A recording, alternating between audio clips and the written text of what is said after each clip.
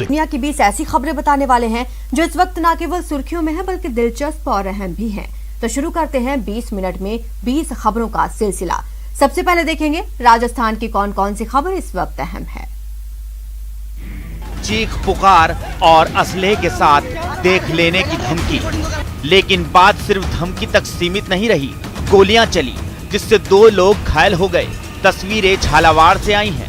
दांगीपुरा थाना क्षेत्र के गोगड़ी गांव में जमीन विवाद को लेकर 2 पक्ष भिड़ गए, जिसमें एक पक्ष ने दूसरे पक्ष पर फायरिंग कर दी, जिसमें 2 लोग गंभीर रूप से घायल हो गए। तो वहीं दूसरे पक्ष ने भी पथराव किया, जिसमें 6 लोग घायल हुए। घायलों को मनोहर थाना के सरकारी अस्पताल में भर्ती कराया गया है, जहां से 3 घायलों को झालावाड़ जिला अस्पताल के लिए रेफर कर दिया गया। विवाद को लेकर उनकी पुरानी रंजिश थी, जिसमें सुबह प्रोवोकेशन के ऊपर एक पक्ष ने पथराव कर दिया और दूसरे में उसके ऊपर रिपल्स करते हुए फायरिंग कर दी। आगे आगे रोता गिड़गिड़ाता मंचला और पीछे पीछे तमाशबीन। जिसे मौका मिल रहा है वही मंचले पर हाथ साफ कर रहा है। मंचले की मरम्मत में लड़कियां भी पीछे नहीं रहीं। तस्वीरें उदयपुर की हैं, जहां ग्रामीणों ने मंचले की जमकर धुनाई कर दी। सोशल मीडिया पर इस पूरे घटनाक्रम का वीडियो वायरल हो रहा है। मामला भिंडर पंचायत समिति के नानदेव गांव का बताया जा रहा है। उदयपुर चित्तौड़गढ़ हाईवे पर डबोक के पास हुए इस घटनाक्रम में एक लड़की से छेड़छाड़ करते हुए मंचले की ग्रामीणों ने रंगे हाथों पकड़कर पिटाई कर दी। आरोपी युवक वल्लभगढ़ का नरेंद्र सिंह बताया जा रहा है, जिसकी ग्रामीणों ने जमकर धुनाई की। युवती से छेड़छाड़ के मामले में कई ग्रामीण जमा हो गए और फिर आरोपी युवक की पिटाई करते हुए उसे पुलिस के हवाले कर दिया। मेरे पति दिल्ली गए हुए थे कमाने के लिए, तो मैं इंतजार कर रही हूँ 17-18 साल से, और वो अभी आए नहीं। दौसा जिले के बांदीकुई के रहने वाले प्रहलाद सिंह 17 साल पहले कमाने के लिए दिल्ली गए थे, लेकिन आज तक नहीं लौटे। परिजनों ने प्रहलाद सिंह की तलाश के लिए खूब प्रयास किए, लेकिन सफलता नहीं मिली। उधर पाकिस्तान की जेल में भी प्रहलाद सिंह नाम का व्यक्ति बंद है। पाकिस्तान के उपलब्ध कराए गए दस्तावेजों के आधार पर गृह मंत्रालय ने 2015 में सत्यापन का प्रयास किया था, लेकिन प्रहलाद सिंह की पहचान नहीं हो सकी। 7 जून 2021 को एक बार फिर गृह मंत्रालय ने प्रहलाद सिंह की पहचान करने का प्रयास किया। इसके बाद पाकिस्तान से आई फोटो और प्रहलाद सिंह की 17 साल पुरानी फोटो का मिलान होने के बाद दौसा के काटना गाड़ी गांव के परिजनों ने प्रहलाद सिंह की पहचान कर ली। बताया जा रहा है कि प्रहलाद सिंह की मानसिक स्थिति ठीक नहीं है, जिसके चलते वो खुद की जानकारी नहीं दे पा रहा है। खुद की जानकारी नहीं देने के चलते वो 17 साल बाद भी पाकिस्तान की जेल से बाहर नहीं आ सका है, जबकि उसकी पाकिस्तान में सजा भी पूरी हो चुकी है। इधर अब पहचान होने के बाद प्रहलाद सिंह के परिजनों ने केंद्र सरकार, राज्य सरकार, राज्यपाल और जिला अधिकारियों से गुहार लगाकर प्रहलाद सिंह की वतन वापसी की मांग की है। उनकी की आशंका एक डाउट है, तो हम इसका एक लेटर भेज रहे हैं रेफरेंस स्टेट डिपार्टमेंट्स को, और जहाँ पे भी पॉसिबल होगा हेल्प प्रशासन की ओर से हम करने को तैयार हैं। शिक्षा पर सभी का अधिकार है, लेकिन टोंक जिले की दूनी तहसील के उच्च माध्यमिक विद्यालय के छात्रों को कृषि और विज्ञान संकाय की पढ़ाई के लिए दूर दराज जाना पड़ता है। यहाँ सिर्फ कला और वाणिज्य संकाय है। यहाँ के तहसील स्तरीय उच्च माध्यमिक विद्यालय में 550 छात्र पढ़ते हैं। राजकीय उच्च माध्यमिक विद्यालय दूनी, जिला टोंक। यह विद्यालय तहसील स्तरीय विद्यालय है। इस विद्यालय में 550 विद्यार्थी अध्ययनरत हैं। गौरतलब है कि दूनी तहसील 24 ग्राम पंचायतों को जोड़ती है। सभी ग्राम पंचायतों में विद्यार्थी दूनी में ही पढ़ने आते हैं, लेकिन यहाँ कृषि और विज्ञान संकाय नहीं होने से छात्रों में मायूसी है। आर्थिक रूप से कमजोर छात्रों को दूनी के बजाय टोंक या फिर दूसरी जगह पढ़ने जाना पड़ता है। रात का अंधेरा और लोगों का हुजूम, लेकिन तस्वीरें परेशान करने वाली नहीं बल्कि आश्वस्त करने वाली हैं। जी हाँ, टीकाकरण में राजस्थान को टॉप पर पहुंचाने का अभियान जारी है। तभी रात में घर घर से बुलाकर लोगों को जानलेवा वायरस से बचाया जा रहा है और लोग भी प्रशासन की मदद कर रहे हैं। देखिए कितने अनुशासित तरीके से लोग अपनी बारी का इंतजार कर रहे हैं। तस्वीरें टोंक की हैं। चिकित्सा विभाग और कलेक्टर चिन्मय गोपाल की मेहनत रंग ला रही है। बनेठा पीएचसी में शुक्रवार रात कोरोना वैक्सीन का शिविर लगाकर रात 8 बजे से 10:30 बजे तक 100 लोगों को टीका लगाया गया। दूसरे शिविर की बची हुई वैक्सीन का सदुपयोग करते हुए आयुष चिकित्सक प्रलयंकर नारायण अग्रवाल, एएनएम अनीता मीणा और मीना जैन समेत बनेठा पीएचसी पर चिकित्सा कर्मियों ने रात 11 बजे तक सेवाएं दी। लोगों को घर घर जाकर बुलाया और वैक्सीन लगाई। गौरतलब है कि राजस्थान में कोरोना वायरस के संक्रमण से बचाव के लिए चल रहे टीकाकरण अभियान में अब तक 2 करोड़ से ज्यादा टीके लगाए जा चुके हैं। बूंद बूंद पानी को तरस रहे डार्क जोन जिले दौसा के लिए एक अच्छी खबर है। राज्य सरकार ने दौसा जिले के लिए इसरदा डैम परियोजना के लिए 4058 करोड़ रुपए की वित्तीय स्वीकृति जारी कर दी है।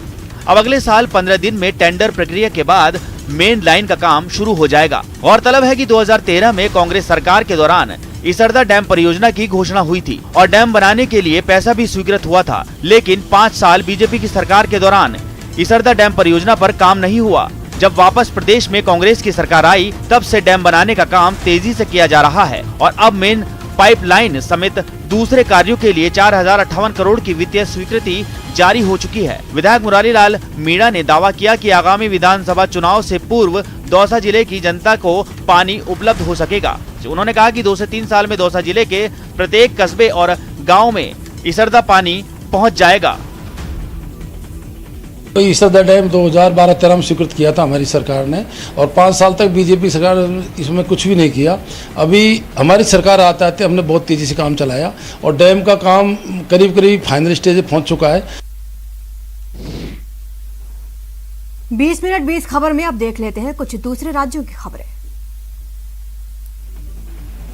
परिजनों से पड़ताल करती पुलिस और जमीन पर खून से लथपथ पड़ी लड़की की लाश। तस्वीरें यूपी के मेरठ से आई हैं, जहां एक बार फिर झूठी शान की खातिर रिश्तों के कत्ल का मामला सामने आया है। मेरठ में भाई ने बहन की गोली मारकर हत्या कर दी और मौके से फरार हो गया। मृतका 2 दिन पहले अपने प्रेमी के साथ फरार हो गई थी। बस यही बात भाई को नागवार गुजरी और उसने अपनी ही बहन की हत्या कर दी।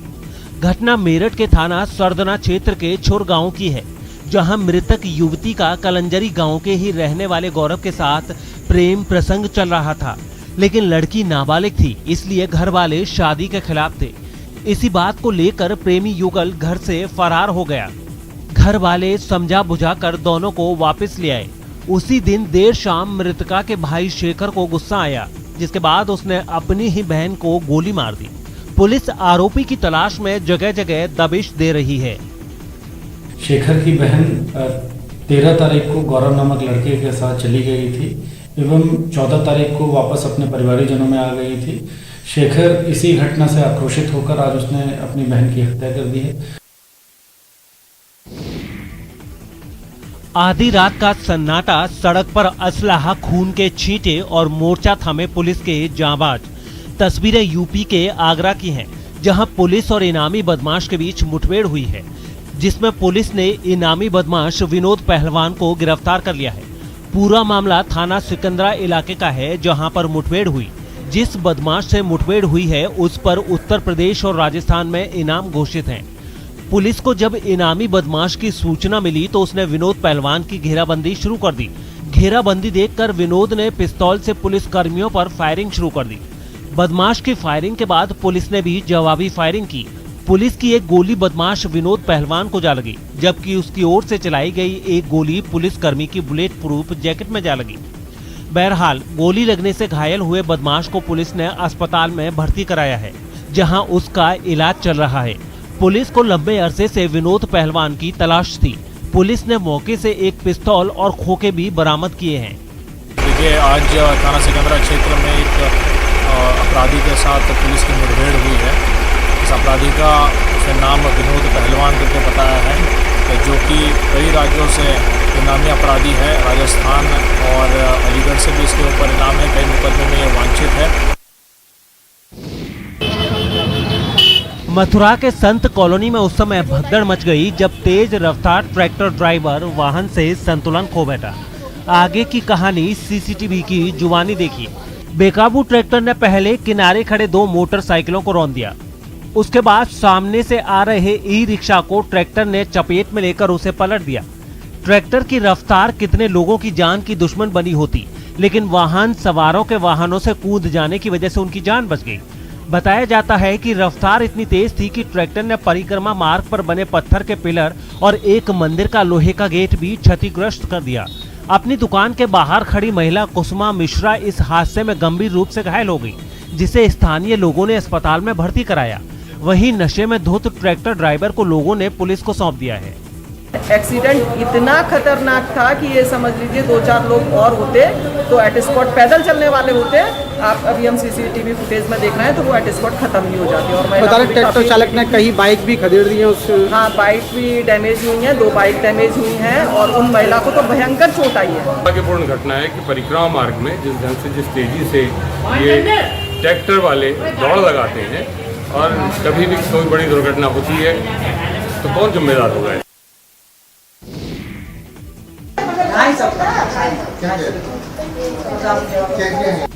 आशा वर्कर से अवैध वसूली की ये तस्वीरें यूपी के हरदोई से आई हैं। जिले में एक के बाद एक रिश्वतखोरी के वायरल वीडियो से सरकारी महकमे की फजीयत हो रही है। गुरुवार की सुबह जहां एक लेखपाल का रिश्वत लेते वीडियो वायरल हुआ था, वहीं शाम को स्वास्थ्य विभाग के 2 कर्मचारियों के खुलेआम रिश्वत लेने का वीडियो वायरल हुआ।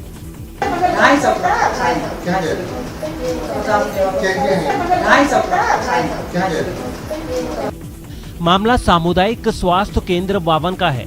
यहाँ तैनात हेल्थ सुपरवाइजर विमल और बेसिक हेल्थ वर्कर हंसमुखी के आशा वर्कर से अवैध वसूली का वीडियो वायरल हुआ। ये दोनों अस्पताल में आशा वर्कर्स के दस्तावेज जमा कर भुगतान करने के नाम पर खुलेआम रुपए लेते दिखाई पड़ रहे हैं। ये वीडियो किसी आशा बहू ने ही बनाकर वायरल किया। वीडियो वायरल होते ही स्वास्थ्य विभाग में हड़कंप मच गया।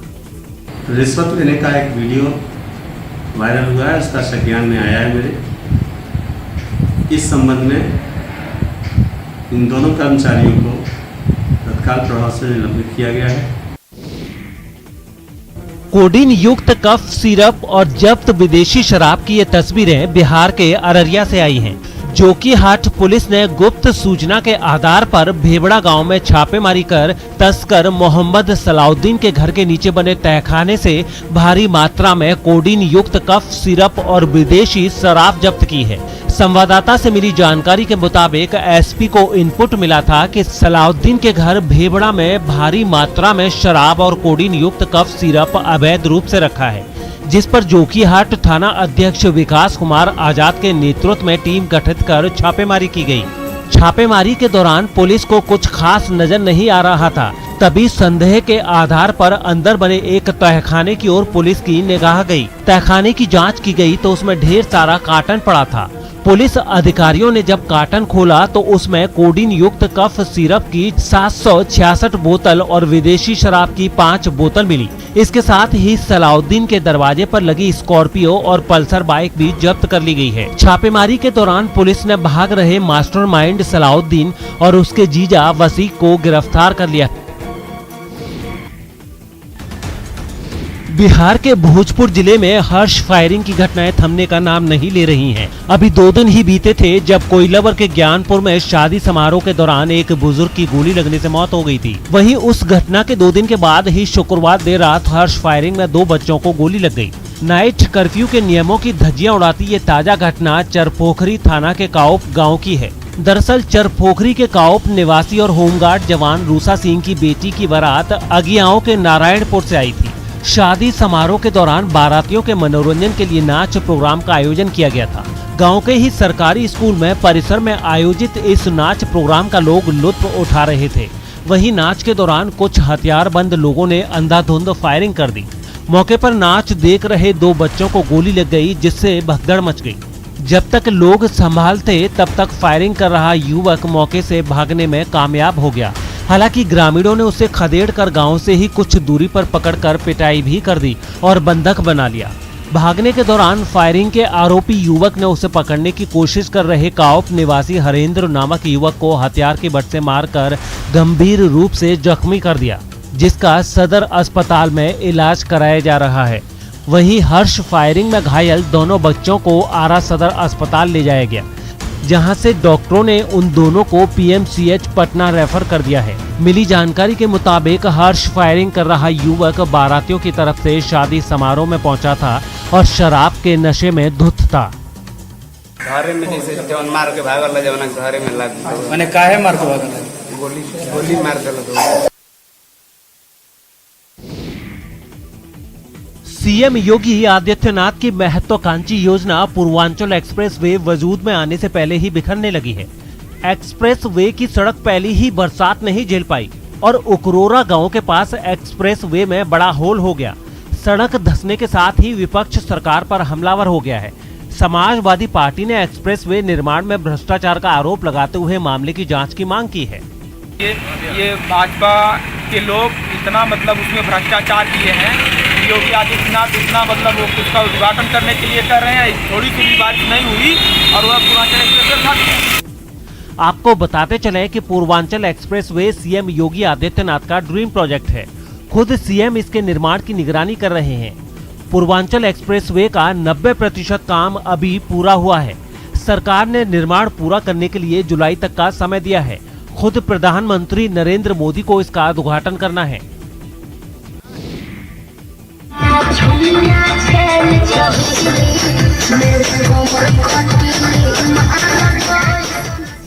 चौकी तोड़कर नाचती बारबालाएं और वीडियो कैमरे में रिकॉर्ड करते तमाशबीन। तस्वीरें यूपी के फतेहपुर की हैं। कोरोना काल में आयोजित बारबालाओं के डांस का वीडियो सोशल मीडिया पर वायरल हो रहा है। वीडियो में साफ देख सकते हैं कि फूहड़ गानों पर बारबालाएं जमकर ठुमके लगा रही हैं। बताया जाता है कि आयोजक ने बिना अनुमति के ही बारबालाओं के डांस प्रोग्राम का आयोजन किया था, जिसे देखने के लिए लोगों की खासी भीड़ जुटी थी।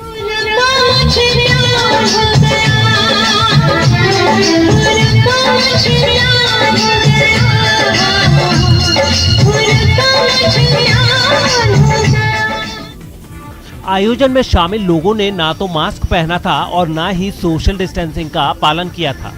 डांस प्रोग्राम का ये वीडियो किशोई गांव का बताया जा रहा है। हालांकि न्यूज 18 इस वायरल वीडियो की पुष्टि नहीं करता है।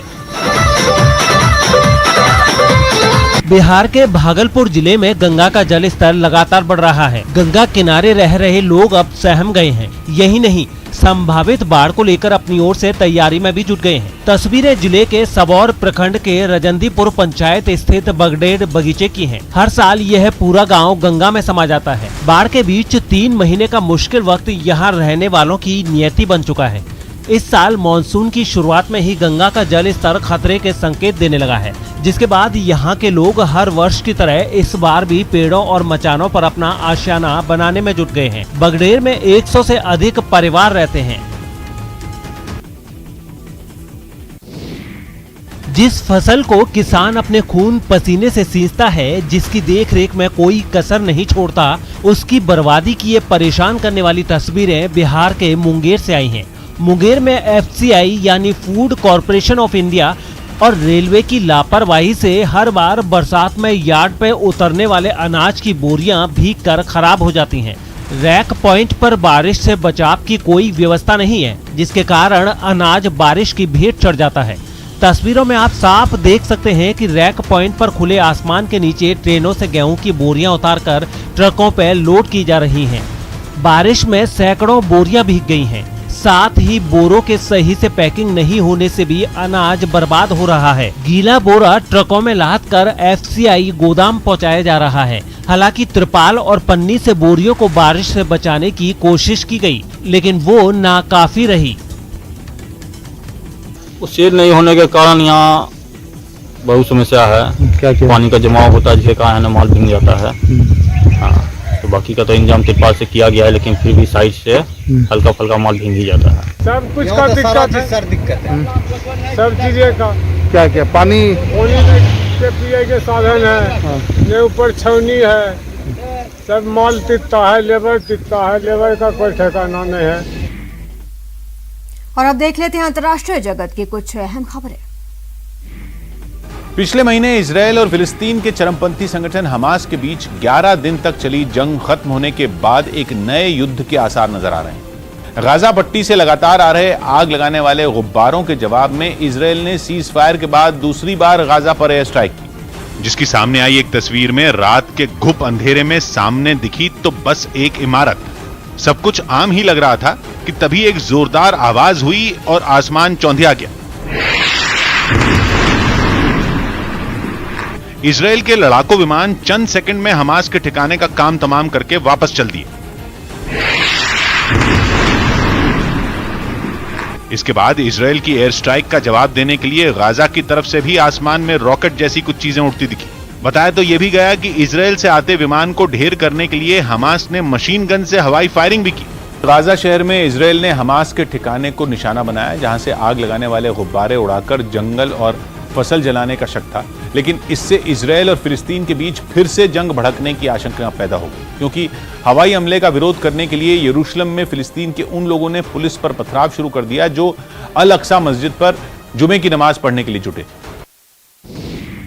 अफ्रीकी देश आइवरी कोस्ट के पूर्व राष्ट्रपति लगभग एक दशक बाद अपने देश लौटे तो उनके समर्थक जोश में होश खो बैठे और पुलिस से ही जा भिड़े।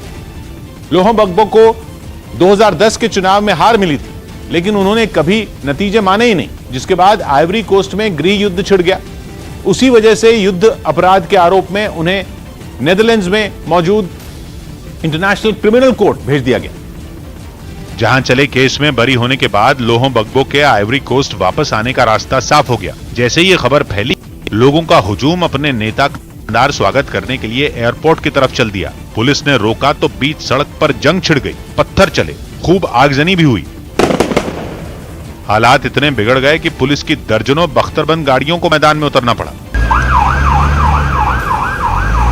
पूर्व राष्ट्रपति के समर्थकों पर काबू पाने के लिए आंसू गैस छोड़ी गई, जमकर धुआं करने वाले बम भी दागे गए। असल में लोहों बग्बो के समर्थकों का मानना है कि उनके खिलाफ लगाए गए आरोप राजनीतिक साजिश का हिस्सा थे, इसलिए जब इंटरनेशनल क्रिमिनल कोर्ट ने उन्हें आरोपों से बरी कर दिया तो वो फूले नहीं समाये और सड़कों पर उतर गए। ऐसे में पुलिस ने उन्हें रोकने के लिए जगह जगह रास्ते बंद कर दिए, लेकिन फिर भी कुछ समर्थक एयरपोर्ट पहुंच ही गए। लोहों बग्बो की एक झलक पाने के लिए क्या मीडिया, क्या आम समर्थक, सबने उनकी कार के इर्द गिर्द डेरा डाल लिया। भीड़ ऐसी कि सुरक्षा कर्मियों से संभाले नहीं संभली। किसी तरह पूर्व राष्ट्रपति का काफिला एयरपोर्ट से पार्टी दफ्तर की तरफ निकला, लेकिन उनके समर्थक सड़कों पर भी जम गए, और वो भी कोई इक्का दुक्का नहीं बल्कि हजारों की तादाद में। अरसे बाद अपनी आंखों के सामने अपने नेता को देखने के लिए लोग बेकरार दिखे। लोहों बग्बो का पीछा पार्टी दफ्तर पहुंचने के बाद भी खत्म नहीं हुआ, बल्कि वहां तो जैसे ही वो बालकनी में आए, उनके समर्थकों के अंदर हिलोरे मार रही खुशी चरम पर पहुंच गई। लोग ऐसे भाव विभोर दिखे जैसे उन्हें भगवान मिल गया हो, और फिर दफ्तर के अंदर दाखिल होने के लिए होड़ मच गई। बग्बो को राष्ट्रपति चुनाव में आइवरी कोस्ट की संवैधानिक परिषद ने बहुमत दे दिया था, लेकिन वहां के चुनाव आयोग के वोटों की गिनती में उनकी हार बताई गई, जिसके बाद वहां गृह युद्ध छिड़ गया और उसमें करीब 3000 लोगों की मौत का जिम्मेदार बग्बो को ठहराया गया, जिसके आरोपों से वो बरी होकर लौटे तो अब आइवरी कोस्ट में नए राजनीतिक टकराव की आशंका जताई जाने लगी। मध्य अमेरिका के देश हॉन्डुरस की एक जेल में छिड़ी गैंग वॉर में 5 कैदियों की मौत हो गई। बताया गया कि वहां कैदियों के बीच हिंसक झड़प के दौरान फायरिंग भी हुई, जिसमें एक सुरक्षाकर्मी समेत 15 कैदी जख्मी हो गए, जिनको अस्पताल ले जाने के लिए एम्बुलेंस बुलाई गई और घायल लोगों को इसमें बैठाकर जेल के करीब एक अस्पताल पहुंचाया गया। उधर घटना की खबर मिलते ही कई कैदियों के परिवार वाले उनका हाल जानने के लिए जेल के बाहर इकट्ठा हो गए, जिसके बाद वहां अफरा तफरी का माहौल नजर आया। वहां पहुंचे कैदियों के परिवार वालों ने जेल के प्रवेश द्वार को घेर लिया और वहां खड़ी एक कार को गेट से बाहर निकलने से रोक दिया।